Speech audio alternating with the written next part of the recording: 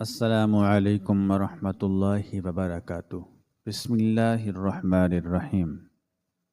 ایک سیٹھ کے گھر کام کرنے والے ملازم پر گھڑی چوری کرنے کا جھوٹا الزام لگا۔ سیٹھ نے تلاشی کے نام پر اس کی بے عزتی کی اور پولیس کے حوالے کر دیا۔ وہ جیل میں رہا، وہیں پڑھائی کی اور بڑا افسر بن گیا۔ 20 سال بعد وہی سیٹھ ایک قتل کے کیس میں اسی کے تھانے لایا گیا۔ افسر نے اسے پہچان لیا لیکن خاموش رہا۔ تفتیش کے دوران جب افسر کی نظر سیٹھ کی کلائی پر گئی تو وہ مسکرا دیا، کیونکہ ماہی، تم میرے گھر پر جا کر میرا انتظار کرو، میں بس 10 منٹ میں ہی آ جاؤں گا، مجھے میٹنگ میں بس تھوڑی ہی دیر ہے۔ احمد نے اپنی منگیتر کو یہ کہہ کر اپنے ہی گھر بھیج دیا کہ اسے آنے میں تھوڑی دیر لگ رہی ہے۔ ماہی کو عجیب لگ رہا تھا کہ وہ اکیلی اس کے گھر میں کیسے چلی جائے۔ ان دونوں نے تو ایک ساتھ ہی جانا تھا، لیکن احمد بہت زیادہ مصروف تھا، اسی لیے ہی اس نے یہ بات کی تھی۔ پہلے تو ماہی نہیں مان رہی تھی، لیکن پھر جب احمد نے بہت زیادہ اصرار کیا تو اسے جانا ہی پڑا۔ احمد اپنے دفتر میں میٹنگ میں بزی تھا، اسے آنے میں تقریباً 1 گھنٹہ لگنا تھا، لیکن اس نے ماہی سے کہا تھا کہ وہ 5-10 منٹ میں ہی پہنچ جائے گا، کیونکہ وہ چاہتا تھا کہ وہ اس کے گھر چلی جائے۔ وہ یہ بھی جانتا تھا کہ جب وہ گھر پہنچ جائے گی تو اس کا انتظار بھی کر لے گی، وہ اسے واپس نہیں بھیجنا چاہتا تھا۔ آج ان دونوں نے بہت زیادہ منصوبے بنا رکھے ہیں کہ احمد کے گھر پر رہ کر خوب ہلہ گلا کریں گے۔ باہر تو دوسرے لوگ بھی ہوتے تھے، اس لیے وہ زیادہ ہوٹلز وغیرہ میں نہیں جاتے تھے، اس لیے ہی آج کا ان کا پلان احمد کے گھر پر بنا تھا۔ ماہی نے کال کٹ کی اور ایک مرتبہ پھر سے گاڑی ڈرائیو کرنے لگی، اور پھر 10 منٹ کے اندر ہی وہ خان ہاؤس پہنچ گئی۔ خان ہاؤس اپنی پوری آب و تاب کے ساتھ سورج کی روشنی میں چمک رہا تھا۔ چوکیدار نے اسے دیکھا تو فوراً سے گیٹ کھول دیا۔ اس گھر کے سبھی مکین جانتے تھے کہ وہ ان کے مالک کی منگیتر ہے۔ اس گھر میں احمد کے سوا اور کوئی نہیں رہتا تھا۔ ملازمین، چوکیدار، ڈرائیور سب تھے، لیکن گھر کا کوئی بھی فرد نہیں تھا۔ احمد اکیلا زندگی گزار رہا تھا، اور اب اس کی زندگی میں ماہی آنے والی تھی۔ اسے ماہی کا بہت زیادہ انتظار تھا۔ ماہی نے گاڑی گیراج میں پارک کی اور گھر کے اندر پہنچ گئی۔ جاتے ساتھ ہی اس نے ملازمہ کو آواز دینا شروع کر دی۔ وہ اس گھر میں کوئی پہلی مرتبہ تو آئی نہیں تھی، یہ اس کا اپنا ہی گھر تھا۔ ان کی شادی میں 1-2 ماہ ہی رہتے تھے۔ وہ ڈرائنگ روم میں بیٹھ کر ملازمہ کو آواز پر آواز دیے جا رہی تھی، لیکن نہ جانے ملازمہ کہاں گم ہو گئی تھی، وہ آ ہی نہیں رہی تھی۔ ملازمہ تو نہ آئی، لیکن ایک 14-15 سال کا لڑکا آ گیا، جس کے ہاتھ میں پانی کا گلاس تھا۔ ماہی نے پانی نہیں مانگا تھا، لیکن پھر بھی اس لڑکے میں اتنی تہذیب تمیز تھی کہ مہمان کو دیکھ کر اس کے کہنے سے پہلے ہی پانی لے آیا تھا۔ ماہی نے اس سے پوچھا کہ کون ہو تم؟ کیونکہ ماہی نے اسے پہلے اس گھر میں نہیں دیکھا تھا۔ وہ لڑکا بولا کہ میں یتیم ہوں اور کچھ روز پہلے ہی یہاں پر کام کرنے کے لیے آیا ہوں۔ ماہی نے چپ چاپ اس کے ہاتھ سے پانی کا گلاس لے لیا اور پانی پینے لگی۔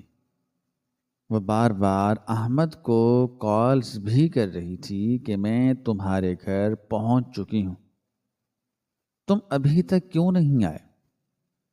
لیکن وہ بھی اسے یہی میسج کیے جا رہا تھا کہ میں میٹنگ میں ہوں، بس تھوڑا انتظار کر لو۔ اور یہ انتظار 1 گھنٹے میں بدل گیا اور پھر احمد بھی آ گیا۔ ماہی اس سے بہت زیادہ ناراض ہو رہی تھی کہ میں نے تمہارا انتظار کیا ہے۔ اگر تمہیں اتنی دیر لگنی تھی تو تم مجھے پہلے ہی بتا دیتے، تاکہ مجھے بار بار کالز کر کے پریشانی تو نہیں اٹھانی پڑتی۔ احمد نے مسکراتے ہوئے بس اس کا ہاتھ تھاما۔ ماہی کی ساری شکایات دور ہو گئیں۔ وہ چپ چاپ صوفے پر بیٹھی محبت بھری نگاہوں سے اس کی طرف دیکھ رہی تھی۔ ماہی، اب میں آ گیا ہوں تو اب میں تمہارے سارے شکوے، تمہاری ساری شکایتیں دور کر دوں گا۔ تم بتاؤ کیا کھانا ہے؟ پہلے کھانا بنوا لیتے ہیں، اس کے بعد ہی باتیں کریں گے۔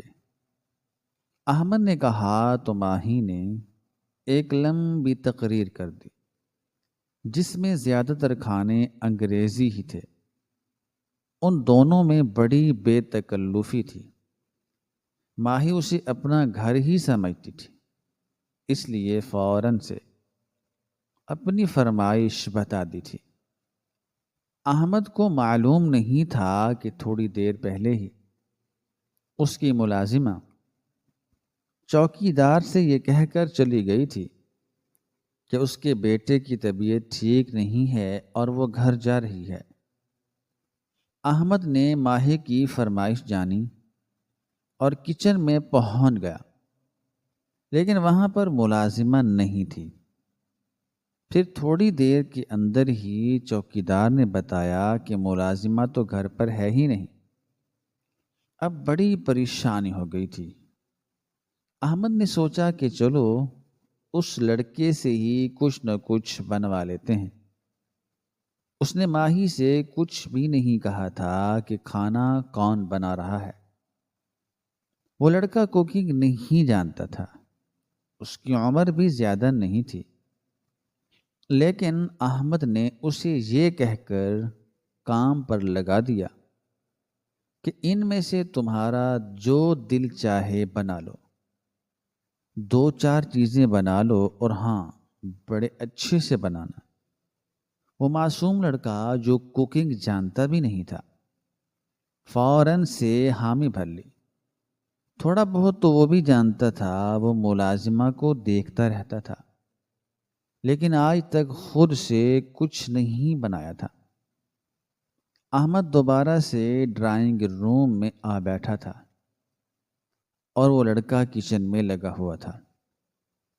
اور پھر جب دوپہر کا وقت ہوا تو اس نے کھانا ٹیبل پر لگا دیا۔ احمد اور ماہی ٹیبل پر بیٹھ گئے تھے۔ ماہی نہیں جانتی تھی کہ کھانا اس لڑکے نے بنایا ہے۔ اتفاق سے کھانا بھی اچھا بن گیا تھا۔ وہ کچھ چیزیں ٹیبل پر سرو کر چکا تھا اور ابھی کچھ بن رہی تھیں۔ وہ کھانا ٹیبل پر سرو کرنے کے بعد دوبارہ کچن کے اندر چلا گیا۔ اچانک سے ایک چیخ آئی تو احمد کے ساتھ ساتھ ماہی بھی کچن کی طرف دوڑ گئی۔ چکن کڑھائی اس لڑکے کے اوپر گری ہوئی تھی اور وہ بھی بہت زیادہ گرم، اس لیے ہی لڑکے کی چیخ نکل گئی تھی۔ دراصل وہ کڑھائی اٹھا کر سلیب پر رکھ رہا تھا کہ کڑھائی اس کے اوپر گر گئی، اس کے ہاتھ پاؤں جل گئے۔ وہ چیخ رہا تھا، چلا رہا تھا۔ ماہی کو اس پر بڑا ترس آیا۔ اس نے شکوہ کن نگاہ سے احمد کی طرف دیکھا تو احمد نظریں جھکائے کھڑا تھا۔ وہ جانتا تھا کہ ماہی کو یہ سب پسند نہیں، بلکہ اسے تو چھوٹے لڑکوں لڑکیوں کو کام پر رکھنا بھی پسند نہیں تھا۔ وہ چائلڈ لیبر کے سخت خلاف تھی اور بچوں کو پڑھائی کرنے کا کہتی رہتی تھی۔ نہ ہی احمد نے کچھ کہا اور نہ ہی ماہی نے، بس ماہی نے اسے آنکھیں ہی دکھائی تھیں۔ احمد میں اتنی ہمت نہیں تھی، اتنی سکت و طاقت نہیں تھی کہ وہ اپنی صفائی میں کچھ بول پائے، کیونکہ سب ماہی کی آنکھوں کے سامنے تھا۔ ماہی سمجھ گئی تھی کہ کھانا اس بچے نے بنایا ہے، اور وہ یہ بھی جانتی تھی کہ ملازمہ گھر پر نہیں ہے، کیونکہ جب ملازمہ گھر پر ہوتی تھی تو جیسے وہ گھر پہنچتی تو سب سے پہلے اس کے لیے کافی لے کر آتی تھی۔ ماہی نے اس لڑکے کو ہاتھ سے پکڑ کر زمین سے کھڑا کیا اور اس سے پوچھنے لگی، تو وہ معصوم جو یہ نہیں جانتا تھا کہ ماہی کو کچھ نہیں بتانا، فوراً سے ہی سب کچھ اگل دیا کہ سارا کھانا میں نے بنایا ہے، بس یہ کڑھائی گوشت غلطی سے میرے اوپر گر گیا۔ وہ معافیاں مانگ رہا تھا۔ وہ سمجھ رہا تھا کہ ماہی اس پر غصہ کرے گی، لیکن ایسا کچھ نہیں ہوا۔ ماہی نے اس پر غصہ نہیں کیا تھا، بلکہ چوکیدار سے کہہ کر ڈاکٹر کو بلوایا اور اس کی مرہم پٹی کروا دی۔ گرم گرم چکن کڑھائی اس کے ہاتھوں اور پاؤں پر گری تھی، جس کی وجہ سے اس کی جلد بہت زیادہ جلن محسوس کر رہی تھی۔ اسامہ کے ہاتھ پاؤں پر ڈاکٹر نے ایک ملم بھی لگا دی تھی اور اوپر ایک پٹی بھی باندھ دی تھی۔ وہ لوگ اب کھانا بھی کھا چکے تھے، لیکن ماہی احمد سے ناراض تھی۔ وہ اس سے بات نہیں کر رہی تھی۔ احمد بار بار اس سے پوچھ رہا تھا کہ ماہی آخر کیا مسئلہ ہے؟ تم مجھ سے بات کیوں نہیں کر رہی؟ وہ جانتا تھا کہ ماہی کے ساتھ کیا مسئلہ ہے، لیکن پھر بھی پوچھے جا رہا تھا۔ آخر میں ماہی نے بس اتنا ہی کہا کہ احمد، مجھے تم سے یہ امید نہیں تھی۔ تم جانتے ہو کہ مجھے یہ سب پسند نہیں ہے، تو پھر تم نے کیوں اتنے چھوٹے لڑکے کو کچن میں کام پر لگا دیا؟ اگر تم اس کی مدد کرنا چاہتے تھے تو تم اسے اسکول بھیج سکتے تھے۔ ماہی احمد کو باتیں سنوائے جا رہی تھی اور احمد کو اسامہ پر بہت زیادہ غصہ آ رہا تھا۔ اس کا بس نہیں چل رہا تھا کہ اس کا گلا دبا دے۔ اسے بے انتہا غصہ آ رہا تھا اور اس نے سوچ لیا تھا کہ ماہی کے جاتے ہی اس لڑکے سے انتقام لے گا، جس کی وجہ سے اس کی محبوبہ منگیتر اس سے ناراض ہو گئی تھی۔ آخر میں جاتے ہوئے ماہی نے بس اتنا ہی کہا کہ وہ کچھ دن اس سے نہیں ملے گی۔ وہ اس پر بہت زیادہ غصے ہے، ناراض ہے، اس لیے وہ نہیں چاہتی کہ کچھ الٹی سیدھی بات کہہ دے، کوئی ایسی ویسی بات کہہ دے۔ احمد اسے مناتا رہا، لیکن وہ نہ مانی اور گھر سے چلی گئی۔ وہ بہت ہی حساس قسم کی لڑکی تھی، جسے یہ سب بالکل بھی پسند نہیں تھا۔ جیسے ہی ماہی ان کے گھر سے باہر گئی تو احمد نے چلانا شروع کر دیا۔ وہ اسامہ کو آوازیں لگا رہا تھا۔ وہ بیچارہ جو کچن میں کھڑا زخمی ہاتھوں سے برتن دھو رہا تھا، فوراً سے باہر کی طرف بھاگا۔ اس کی پٹی بھی گیلی ہو چکی تھی، جیسے ہی اسامہ باہر آیا تو احمد نے اس کے منہ پر ایک زوردار تھپڑ لگایا تو وہ آنسو بہانے لگا۔ احمد ڈرائنگ روم سے نکل کر سیڑھیاں چڑھتے ہوئے اپنے کمرے میں پہنچ گیا۔ اسے بہت زیادہ غصہ آ رہا تھا۔ اس کا دل چاہ رہا تھا کہ اس لڑکے سے انتقام لے، اس لڑکے سے بدلہ لے۔ وہ اس معصوم سے انتقام لینا چاہ رہا تھا جس کا کوئی قصور ہی نہیں تھا۔ احمد غصے میں کمرے میں ادھر سے ادھر ٹہل رہا تھا۔ اس کا دل چاہ رہا تھا کہ اس بدتمیز لڑکے کے ساتھ کچھ ایسا کرے کہ وہ ساری زندگی یاد رکھے۔ پھر اچانک سے اس کے دماغ میں ایک خرافاتی آئیڈیا آیا تو اس کے چہرے پر مسکراہٹ پھیل گئی۔ اس نے احمد سے مزید کچھ نہ کہا اور ایک ہفتہ یوں ہی گزر گیا۔ ایک ہفتے بعد اس نے اسامہ کے سر پر قیامت برپا کر دی۔ اسامہ کچن میں لگا ہوا تھا۔ ملازمہ آج بھی چھٹی پر تھی۔ آج بھی اس نے ہی احمد کے لیے ناشتہ بنایا تھا۔ احمد ناشتے کی ٹیبل پر بیٹھا ناشتہ کر رہا تھا اور وہ اس کے پیچھے ہاتھ باندھے کھڑا تھا کہ اگر کوئی حکم ہے تو مجھ سے کہیں، لیکن احمد نے کچھ نہیں کہا اور چپ چاپ گھر چلا گیا۔ آج احمد اپنے پلان پر عمل کرنے والا تھا۔ پھر دوپہر کو جب وہ واپس آیا تو اسامہ صفائیوں میں لگا ہوا تھا۔ اس نے ایک نظر اس کی طرف دوڑائی اور پھر اپنے کمرے میں پہنچ گیا۔ جیسے ہی وہ کمرے میں پہنچا تو فوراً سے ہی چیخنا چلانا شروع کر دیا اور زور زور سے اسامہ کو بلانا بھی شروع کر دیا۔ وہ بیچارہ بچہ جو کام میں لگا ہوا تھا فوراً سے ڈرتے ڈرتے اوپر پہنچ گیا۔ وہ تھر تھر کانپ رہا تھا۔ اسے بہت زیادہ ڈر لگ رہا تھا کہ نہ جانے اب اس کا مالک اس کے ساتھ کیا کرے۔ وہ نظریں جھکائے اس کے سامنے سینے پر ہاتھ باندھے کھڑا تھا۔ وہ اب بھی اس کے حکم کا انتظار کر رہا تھا۔ احمد غصے سے چلانے لگا اور بولا کہ تم جیسے لڑکے کو میں اب اس گھر میں برداشت نہیں کر سکتا۔ کتنے دنوں سے تمہاری حرکتیں دیکھتا آ رہا تھا، لیکن آج تم نے بہت بڑی غلطی کی ہے۔ پہلے بھی تم نے چھوٹی موٹی چیزیں چرائی ہیں مگر میں خاموش رہا، لیکن آج تو تم نے میری وہ قیمتی گھڑی چرا لی جو میں نے سعودیہ سے بڑی مشکل سے منگوائی تھی۔ اس کی قیمت بھی جانتے ہو تم؟ احمد چلا رہا تھا۔ اسامہ کو کچھ سمجھ نہیں آ رہی تھی کہ احمد کیا کہہ رہا ہے۔ وہ اس پر ایک گھڑی چوری کرنے کا الزام لگا رہا تھا جو اسامہ نے چوری کی ہی نہیں تھی۔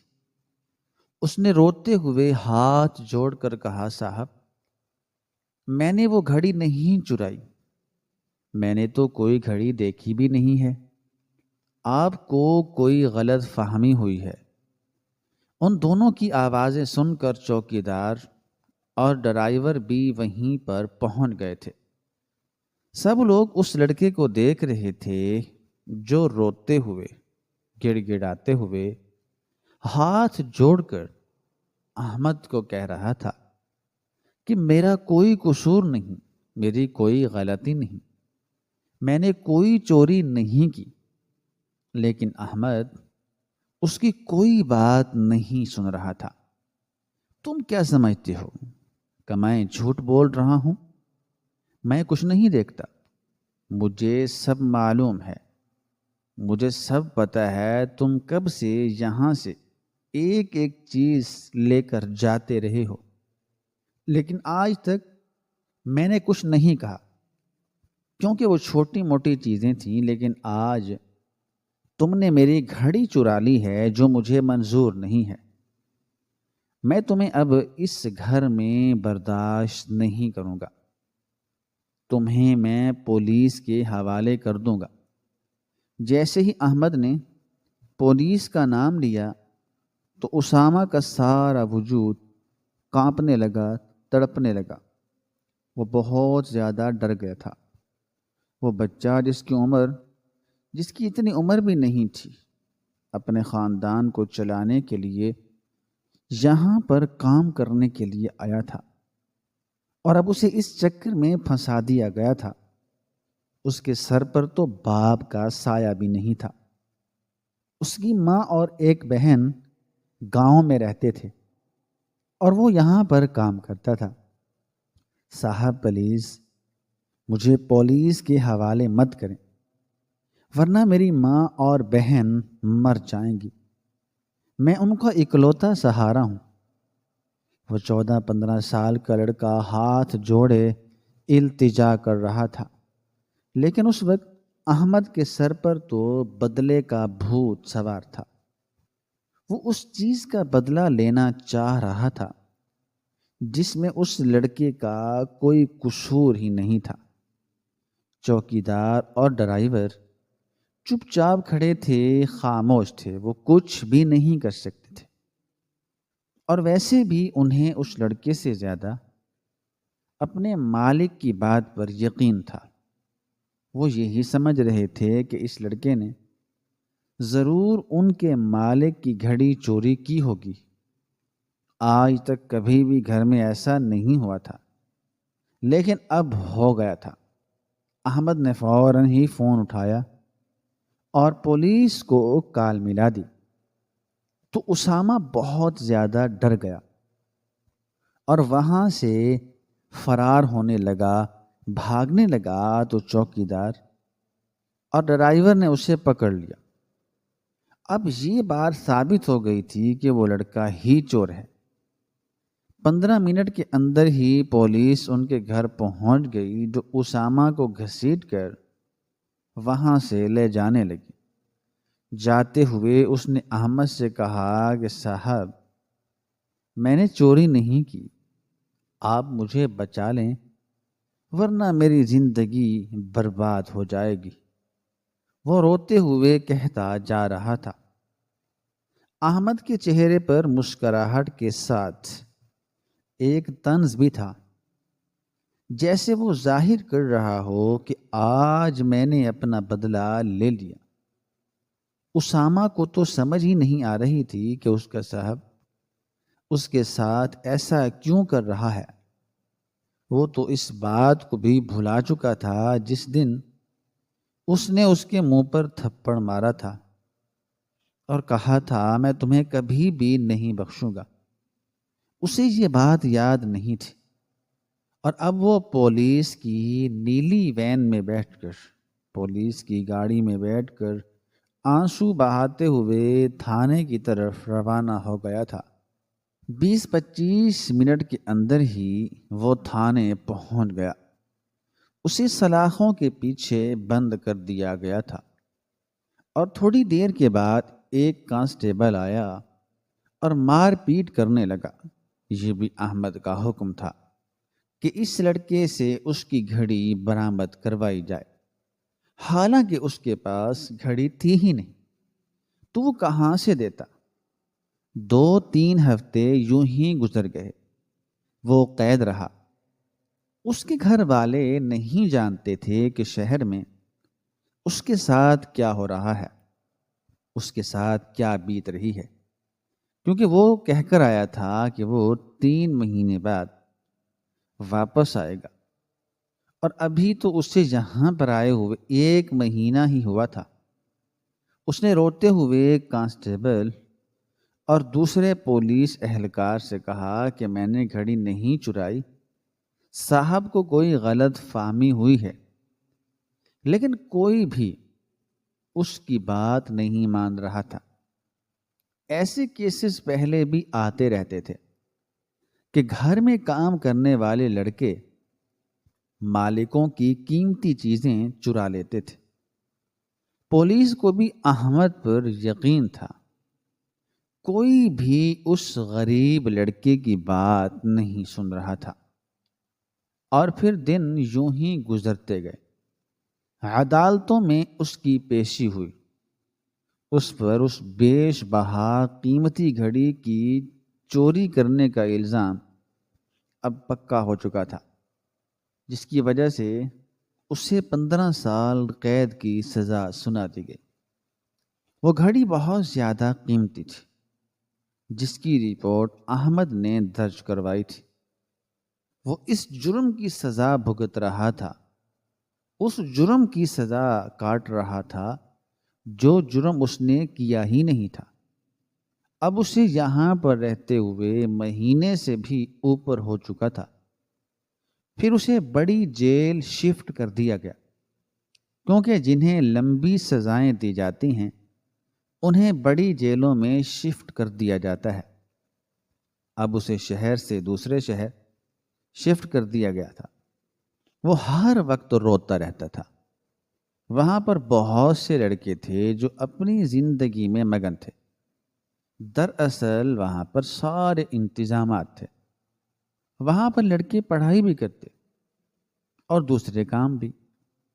وہ جیل گھر کی طرح ہی تھی، کیونکہ چھوٹے لڑکوں پر اتنے زیادہ ظلم نہیں کیے جاتے تھے، بلکہ وہاں پر انہیں پڑھایا جاتا تھا، کوئی نہ کوئی ہنر سکھایا جاتا تھا تاکہ وہ اپنی زندگی میں کچھ کر سکیں اور دوبارہ یہ چوری والا عمل نہ کریں۔ وہ بھی تو چوری کے الزام میں ہی اندر گیا تھا، اس لیے اسے بھی پڑھائی پر لگا دیا گیا۔ شروع میں اس کا پڑھائی میں دل نہیں لگتا تھا۔ وہ 8ویں تک اپنے گاؤں سے پڑھ کر آیا تھا اور پھر یہاں پر آ کر کام کرنے لگا تھا۔ پھر اس نے دوبارہ سے پڑھائی شروع کر دی، کیونکہ جیل میں سارا انتظام تھا۔ پہلے تو اس کا دل پڑھائی میں نہیں لگتا تھا، اسے اپنی ماں اور بہن کی یاد آتی تھی۔ اب تو اس کی ماں اور بہن تک بھی یہ خبر پہنچ چکی تھی کہ وہ جیل کی سلاخوں کے پیچھے ہے۔ وہ بیچاری غریب عورت، گاؤں کی عورتیں بھی کچھ نہیں کر پائی تھی، بس ہر وقت اس کے لیے دعائیں کرتی رہتی تھیں کہ کسی نہ کسی طرح یہ جیل سے نکل آئے۔ کبھی کبھار اس سے ملنے کے لیے بھی آتی تھی۔ دن یوں ہی گزرتے گئے، وہ ایک سے ایک جماعت پڑھتا گیا۔ وہ جیل کی سلاخوں کے پیچھے رہ کر بھی اب اچھے سے پڑھائی کرنے لگا تھا۔ وہ جانتا تھا کہ جب تک وہ پڑھے گا نہیں تو اس کی زندگی کبھی بہتر نہیں ہوگی۔ وہ جانتا تھا کہ 15 سال سے پہلے تو اسے یہاں سے رہائی نہیں ملنی، اور وہ یہ بھی جانتا تھا، اسے یہ بھی پتا تھا کہ اگر یہ 15 سال اس نے ایسے ہی بیکار گزار دیے تو 15 سال بعد اس کی جو زندگی ہوگی وہ مرنے سے بھی زیادہ مشکل ہوگی۔ اس لیے اس نے سوچا کہ وہ اپنی آگے کی زندگی بہتر بنانے کے لیے، اچھی بنانے کے لیے پڑھائی کرے گا۔ وہ پڑھائی پر لگ چکا تھا۔ وقت گزرتا جا رہا تھا، دن ہفتوں میں، ہفتے مہینوں میں اور مہینے سالوں میں بدلتے جا رہے تھے۔ وقت کو تو جیسے پہیے لگ گئے تھے، وہ اب بڑا ہونے لگا تھا۔ وہ پڑھ بھی رہا تھا اور اپنی سزا بھی کاٹ رہا تھا۔ کبھی کبھی اسے اتنا دکھ ہوتا کہ اس کی آنکھوں سے آنسو نکل آتے۔ ایک مرتبہ بھی احمد نے اس کی خبر نہیں لی تھی، اس کا پتہ نہیں کیا تھا۔ وہ اپنی زندگی میں مگن تھا۔ اس نے ایک چھوٹے سے بچے کو اتنی بڑی سزا دے دی تھی، اور وہ بھی ایک چھوٹی سی بات پر۔ احمد کی شادی ہو چکی تھی، وہ اپنی زندگی میں خوش تھا۔ اس نے ایک مرتبہ بھی یہ نہیں سوچا تھا کہ اس لڑکے کا کوئی قصور نہیں تھا۔ وہ جانتا تھا کہ وہ ماہی کو منا لے گا۔ اور پھر اس نے منا بھی لیا، لیکن وہ اس لڑکے کو سزا دینا چاہتا تھا اور اب وہ سزا دے بھی چکا تھا۔ اسامہ یہاں سزا کاٹ رہا تھا، جیل کاٹ رہا تھا، لیکن اب وہ مطمئن تھا، کیونکہ باہر رہ کر تو وہ پڑھائی نہیں کر سکا تھا۔ 8ویں پاس کرتے ہی اسے کام پر لگنا پڑا تھا، لیکن یہاں پر ایسا کچھ نہیں تھا۔ اس کے پڑھائی کے اخراجات بھی حکومت اٹھا رہی تھی، صرف اس کے ہی نہیں، باقی بھی بہت سارے لڑکوں کی پڑھائی کے اخراجات حکومت اٹھا رہی تھی۔ اسے اپنے گھر کی فکر تو رہتی تھی، لیکن اس کی ماں نے اس سے کہا تھا کہ وہ ان کی فکر نہ کرے اور اپنی پڑھائی جاری رکھے۔ وہ 2-4 ماہ بعد اس سے ملنے کے لیے بھی آتی تھی۔ اس کی بہن اب بڑی ہونے لگی تھی اور اس کی ماں بوڑھی ہونے لگی تھی۔ وقت گزرتا جا رہا تھا، کیونکہ وقت کا کام تو گزرنا ہی ہے اور وقت گزر ہی جاتا ہے۔ وہ بھی ابھی اپنی قید کاٹ رہا تھا۔ کبھی کبھی اس کا دل چاہتا کہ اڑ کر اپنے گھر پہنچ جائے۔ وہ ایک ایسی سزا بھگت رہا تھا جو غلطی اس نے کی ہی نہیں تھی۔ کبھی کبھی اس کا دل چاہتا کہ اپنے اس احمد کو، اپنے باس احمد صاحب کو ایسی بد دعا دے کہ وہ زندگی میں کبھی خوش ہی نہ رہ پائیں، لیکن پھر وہ سوچتا کہ اگر وہ اسے یہاں جیل نہ بھیج دے تو آج بھی وہ ان کے گھر میں چند ہزار کی خاطر ان کی نوکری کر رہا ہوتا اور پڑھائی نہ کر پاتا۔ شروع سے ہی اسے پڑھنے کا بہت شوق تھا، لیکن باپ کے جانے کے بعد اسے شہر آ کر نوکری کرنی پڑتی تھی۔ اس کی پڑھائی صرف 8ویں تک تھی، اس لیے اسے گھر پر کام کرنے کے لیے ہی رکھا گیا تھا۔ لیکن اب اس کی خواہش پوری ہونے لگی تھی۔ وہ اپنی مرضی سے پڑھائی کر رہا تھا، لیکن قید میں رہ کر دن یوں ہی گزرتے گئے اور آخر کار اللہ اللہ کر کے 15 سال کا عرصہ مکمل ہو ہی گیا۔ وہ اپنی پڑھائی مکمل کر چکا تھا، بلکہ اس دوران اس نے CSS کا امتحان بھی دیا تھا، اور جیسے ہی وہ جیل سے رہا ہوا تو 2 ماہ کے اندر CSS کا رزلٹ بھی آ گیا۔ وہ اب کوئی عام انسان نہیں رہا تھا، بلکہ وہ ایک بہت بڑا افسر بن چکا تھا۔ جب وہ پولیس کی گاڑی میں اپنے گاؤں پہنچا تو سارا گاؤں حیران رہ گیا۔ وہ اس تھانے کا افسر بن گیا تھا جہاں پر اس نے اپنی زندگی کے 15 سال گزارے تھے۔ آج بھی اس کے دل میں ایک کسک تھی کہ وہ احمد سے ضرور ملے، وہ اس کی زندگی کو دیکھے کہ آخر وہ کیسی زندگی گزار رہا ہے۔ اس کی ماں بہت زیادہ ضعیف ہو چکی تھی اور اس کی بہن بھی بیاہی جا چکی تھی۔ وہ گاؤں پہنچا تو اس کی ماں کی آنکھوں سے آنسو نکل آئے۔ سارا گاؤں دیکھ کر حیران تھا۔ سب لوگ تو یہ سمجھتے تھے کہ وہ شہر میں کسی کے گھر میں کام کرتا ہے، کیونکہ اس کی ماں اور بہن نے گاؤں والوں کو یہ نہیں کہا تھا کہ وہ وہاں پر قید کاٹ رہا ہے، وہ بھی ایک چوری کے الزام میں۔ اس لیے ہی اب سب لوگ دیکھ کر حیران رہ گئے تھے۔ سب کو اس کی قسمت پر رشک ہو رہا تھا، لیکن اس کے دل میں ایک کسک تھی۔ وہ احمد سے ملنا چاہتا تھا، جس سے وہ آج تک مل نہیں پایا تھا۔ دن یوں ہی گزرتے گئے، وہ بھی اپنی زندگی میں آگے بڑھ گیا۔ وہ اب کوئی عام انسان یا قیدی نہیں، بلکہ ایک بڑا افسر بن چکا تھا۔ وقت یوں ہی گزرتا گیا اور آخر کار 5 سال کا عرصہ بھی تمام ہوا۔ آج وہ اپنے دفتر میں بیٹھا کوئی کیس دیکھ رہا تھا کہ اس کے کانسٹیبل نے آ کر اس سے کہا کہ کسی بڑے سیٹ کو بزنس میں گھپلا کرنے کے سلسلے میں جیل میں بند کیا گیا ہے۔ اسامہ نے کہا کہ اسے اس کے دفتر میں لایا جائے۔ وہ کام میں بہت زیادہ مصروف تھا، اس لیے اسے دیکھنے کے لیے جیل تک نہیں جا سکتا تھا۔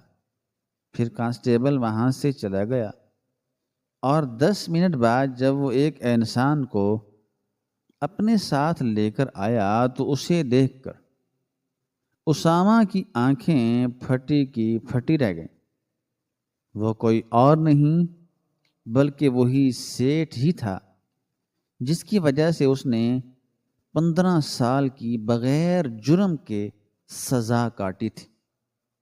اسامہ فوراً سے اسے پہچان گیا تھا، لیکن منہ پر کچھ نہیں کہا تھا۔ احمد سیٹھ نے اسے نہیں پہچانا تھا کیونکہ اسامہ اب بڑا ہو چکا تھا۔ اس کے ظاہری خد و خال بھی بدل چکے تھے۔ وہ اب 35 سال کا ایک نوجوان افسر تھا، تو احمد اسے کیسے پہچان سکتا تھا؟ احمد کو ایک بہت بڑے گھپلے کے الزام میں یہاں لایا گیا تھا۔ اس نے کرپشن کی تھی اور وہ محض کوئی الزام نہیں بلکہ سچ ہی تھا۔ اس نے واقعی میں ایک بہت بڑا گھپلا کیا تھا، اور وہ بھی ایک دوسری کمپنی کے ساتھ۔ اس لیے دوسری کمپنی نے ہی اس پر کیس کیا تھا، جس سے اس کا نکلنا مشکل لگ رہا تھا۔ اسامہ نے اس کے کیس کی فائل دیکھی تو وہ سمجھ گیا۔ وہ اب تک خاموش تھا۔ اس نے احمد سے کچھ نہیں کہا تھا، لیکن جیسے ہی تفتیش کے دوران اس کی نگاہ احمد کی اسی گھڑی پر گئی جس کو چوری کرنے کے الزام میں اسامہ کو قید کاٹنی پڑی تھی، تو وہ مسکرا دیا۔ اس کی مسکراہٹ دیکھ کر احمد بھی حیران ہو گیا کہ آخر اس اعلیٰ افسر کو کیا ہوا ہے، اس کی گھڑی دیکھ کر کیوں مسکرا رہا ہے؟ مگر وہ پوچھ کچھ نہیں پایا۔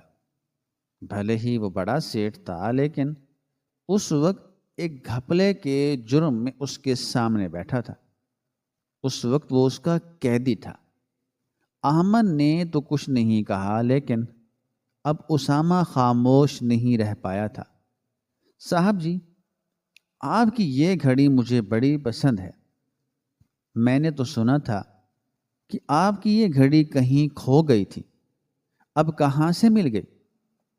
اس نے پر اسرار لہجے میں احمد کی آنکھوں میں آنکھ ڈال کر جب یہ کہا تو احمد کو ایک جھٹکا سا لگا، کیونکہ یہ بات کوئی بھی نہیں جانتا تھا سوائے اس کے گھر کے ملازمین کے۔ وہ سوچ رہا تھا کہ آخر یہ بڑا افسر اس غریب لڑکے کے بارے میں کیسے جانتا ہے جو وہ کہہ رہا ہے آپ کی گھڑی کہیں کھو گئی تھی۔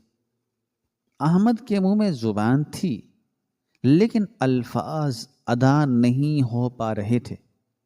وہ حیران تھا۔ وہ پوچھنا چاہتا تھا کہ آخر تم کیسے جانتے ہو، لیکن وہ پوچھ نہیں پایا۔ اس کی الجھن بھی اسامہ نے ہی دور کر دی اور کہہ دیا کہ صاحب جی، میں وہی اسامہ ہوں جس پر آپ نے اپنی اس قیمتی گھڑی کو چوری کرنے کا الزام لگا کر جیل بھیج دیا تھا۔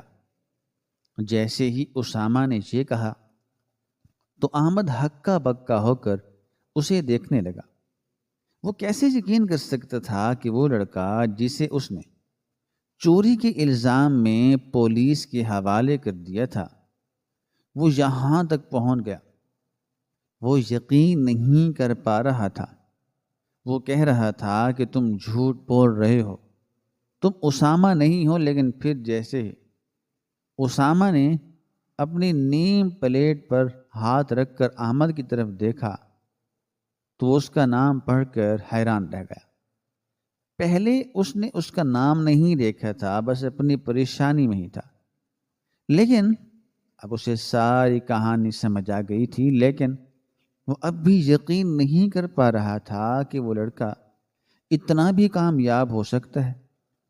اور وہ بھی جیل کی سلاخوں کے پیچھے رہ کر۔ پھر اسامہ نے اپنی طرف کی ساری کہانی بتائی کہ کیسے وہ یہاں پر رہ کر اپنی پڑھائی کرتا رہا اور آج وہ اس کے سامنے بیٹھا ہے۔ احمد کو یقین نہیں آ رہا تھا، وہ تو اس سے بھی زیادہ بڑا انسان بن چکا تھا۔ وہ اندر ہی اندر جانتا تھا کہ وہ گھڑی اسامہ نے چوری نہیں کی تھی، اور اب اسے شرمندگی کا محسوس ہو رہی تھی، بہت زیادہ ندامت محسوس ہو رہی تھی۔ اس کا دل چاہا کہ اسامہ سے معافی مانگے اور اس سے کہے کہ اسے اس کیس سے نکال لے، لیکن اس میں اتنی ہمت نہیں تھی، اور اسامہ کا بھی ایسا کوئی ارادہ نہیں تھا۔ جس انسان نے اتنی تکلیف دی تھی وہ اسے ایسے تو نہیں جانے دے سکتا تھا، اور پھر وہ کوئی بے قصور بھی نہیں تھا، وہ قصور کے ساتھ آیا تھا، جرم کے ساتھ آیا تھا۔ اس لیے اسامہ نے سوچ لیا کہ وہ بھی اسے جیل کی سلاخوں کے پیچھے تڑپائے گا جیسے اس نے تڑپایا تھا، کیونکہ آج تک وہ اذیت نہیں بھولا تھا جو 15 سال اس نے یہاں پر اپنی ماں اور بہن سے دور قید میں گزاری تھی۔ وہ وقت اس سے اب تک نہیں بھولا تھا، شاید ساری زندگی ہی نہیں بھول سکتا تھا۔ کانسٹیبل احمد کو لے کر چلا گیا اور دوبارہ سے سلاخوں کے پیچھے قید کر دیا۔ وہ چیخ رہا تھا، چلا رہا تھا، کہہ رہا تھا کہ میری ایک بات سن لو، مجھے معاف کر دو، مجھے اس سب سے نکال لو، تم نے میرا نمک کھایا تھا، اپنا آپ ثابت کرو۔ اسامہ اپنے دفتر میں بیٹھ کر اس کی آوازیں سن رہا تھا، اس سے بہت زیادہ غصہ آ رہا تھا۔ اسی طرح وہ بھی تو چلاتا رہا تھا، لیکن اس وقت کسی نے بھی اس کی نہیں سنی تھی۔ 2-4 دن وہ یہاں پر قید رہا اور پھر اسے بڑی جیل بھیج دیا گیا جیسے اسامہ کو بھیجا تھا۔ اس پر گھپلا ثابت ہو چکا تھا، اور گھپلا کوئی عام نہیں بلکہ 50 کروڑ کا گھپلا تھا جو احمد نے بزنس میں رہ کر اپنے پارٹنر کے ساتھ کیا تھا۔ اب وہ اس کی سزا بھگتنے کے لیے جیل کی سلاخوں کے پیچھے تھا۔ اسے پورے 20 سال کی قید ہوئی تھی، اور ان 20 سالوں میں تھوڑا تھوڑا کر کے اس نے پیسے بھی چکانے تھے، غرض کہ وہ اپنے انجام تک پہنچ چکا تھا، اور اسامہ نے بھی اپنی ترقی کی منزلیں طے کر لی تھی۔ سچ ہی کہتے ہیں کہ جب انسان کسی چیز کو کرنے کی ٹھان لیتا ہے، کسی چیز کا عزم مصمم کر لیتا ہے، تو وہ اسے کر گزرتا ہے۔ اس وقت اگر اسامہ یہ سوچ کر پڑھائی نہ کرتا کہ وہ پڑھ کر کیا کر لے گا، اگر وہ ہر وقت ہی مایوسی میں ڈوبا رہتا اور آنسو بہاتا رہتا، تو آج وہ یہاں پر نہ ہوتا، بلکہ قید سے نکلنے کے بعد بھی کہیں پر محنت مزدوری کر رہا ہوتا۔ لیکن اب ایسا بالکل بھی نہیں تھا۔ وہ اپنے دفتر میں بیٹھا بڑے ٹھاٹھ کے ساتھ اپنے فرائض سر انجام دے رہا تھا۔ اس کے باپ کا نام بھی فخر سے بلند ہو چکا تھا۔ وہ گاؤں کا رہنے والا تھا، جہاں پر لوگوں نے 10 تک بھی تعلیم حاصل نہیں کی تھی۔ وہ اسی گاؤں کا اب سب سے پڑھا لکھا اور امیر نوجوان بن چکا تھا، اور اسے کیا چاہیے تھا؟ وہ اپنی زندگی میں بہت آگے بڑھ چکا تھا۔ اس نے زندگی میں بہت زیادہ مشکلات دیکھی تھی، بہت زیادہ آزمائشیں دیکھی تھی۔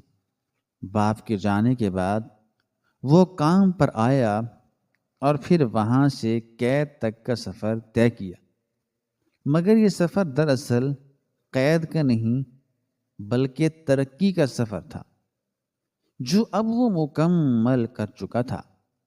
کیونکہ انسان کی محنت کبھی رائے گاں نہیں جاتی، کبھی ضائع نہیں جاتی، اور جو لوگ کبھی آپ کو تکلیف دیتے ہیں وہ بھی اپنے انجام تک پہنچ ہی جاتے ہیں۔ کیونکہ خدا کسی معصوم کا بدلہ کسی ظالم کو بخشتا نہیں ہے۔